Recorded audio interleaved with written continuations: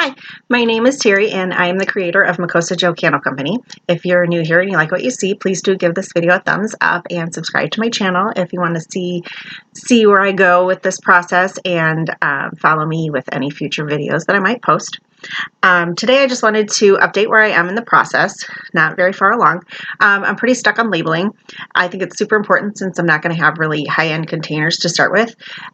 So I do think labeling, I really want it to stand out and look professional while kind of showcasing my personality and appealing to a wide variety of people because I'm not really sure where I'm going to get customers, so I don't know how to narrow that down.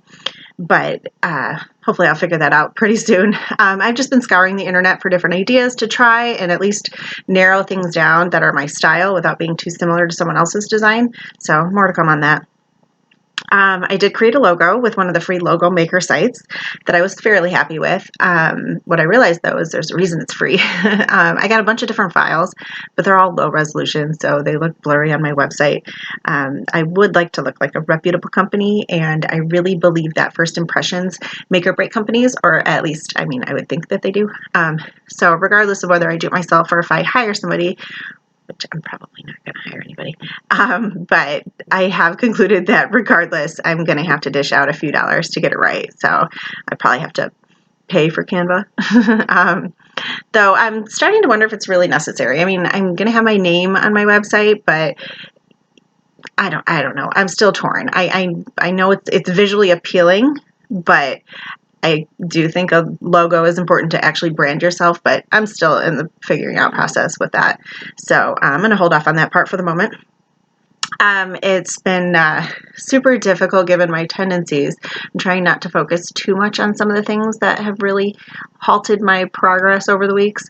So I think I mentioned in my last video that I have way too many scents to choose from, and I have no idea what to launch with. The worst part is that I'm not even entirely convinced that I even have the right ones to choose from.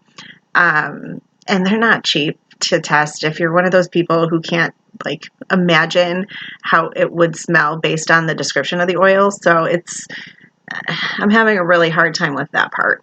I did mention before that I got a tea light kit so I can test them all. I just got it from Amazon. It was just a cheap nothing. It came with 100 tea light cups and wicks. I probably should have recorded when I was actually making some of them, but it ended up being such a long process. And I don't have enough equipment to do more than 3 scents at a time. So tried to make a batch at least once or twice a day between work meetings after I got all my older kids off to school and my littlest one down for a nap. It was such a pain though to clean up everything in between. I highly recommend having a different pour pot for every single scent you use, aside from the headache to clean it all. I feel like I also wasted a lot of wax and fragrance that was just left behind residually in each of the pots that I ended up having to wipe out and throw away. Not that it was that much, but I feel like on a bigger scale that's pretty wasteful. So I need to figure out exactly how many scents I'm going to have and what I'm going to launch with and get exactly that many pots so I don't have to be that wasteful. Of course, that's going to make me seriously have to reevaluate my workspace, or lack of. Also, lesson learned. Step 1, before everything else, definitely create a functioning workspace. Even if you're not sure this is all for you, it will definitely make it a lot easier to figure that part out.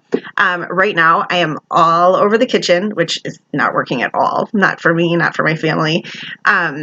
It's my family space, and having all the candle making supplies spread out everywhere makes it really hard to get cleaned up. Not just the candle stuff cleaned up, but dinner stuff cleaned up. So it's just everywhere, and it's not really working out. I do have some space in the basement that I plan to utilize, but that's another mess I need to sort through. My mom keeps telling me I need a bulldozer. I keep all my crafty things down there, but it's not very well organized, and I need a better system, maybe some shelves. The only downside of working down there is it's kind of like a dungeon, and that's also where all my kids' toys live. So I'm going to need to liven it up a little bit. So we'll have to start working on that. let's see what else. Oh, the last thing I wanted to mention today was learning the business versus learning actual candle making. It's important that you don't take either one of these for granted. I really should have followed my own advice. Neither are as easy as one might think or hope, and to be successful, both are incredibly important. While I did do my share of research, in hindsight, it was not enough for either. I'm still learning both processes, and at the same time, and it's incredibly overwhelming. Might have a little to do with the fact that I do work full time. I have 4 kiddos with very demanding sports schedules and no defined workspaces. So I've learned how to make a good candle. I don't feel like I've mastered that art just yet, and I don't believe my candles are good enough to sell just yet. But I feel like I can make a good candle. And I know this is really naive of me, but I thought that piece would be easier. Like, I can make a good looking candle, but I don't think it's a $25 candle. So the reassuring thing is that there is absolutely no shortage of information out there. You really just have to be persistent and put the work into research. So I'm pretty confident I will get there and I will make a sellable candle. As far as the business side of things, though, if you're not at all familiar with how to actually start up and successfully run a business, I highly recommend doing your research. And then when you think you have it all figured out, do a little more research.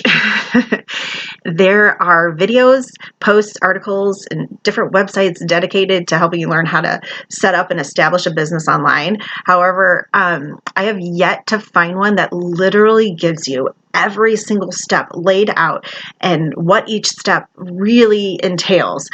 Well, for free anyway, I should say. I'm a bit of a cheapskate, so I'm trying to figure out how to do this all without spending more money. I do think that learning the business side of things is what could really deter people from pursuing this.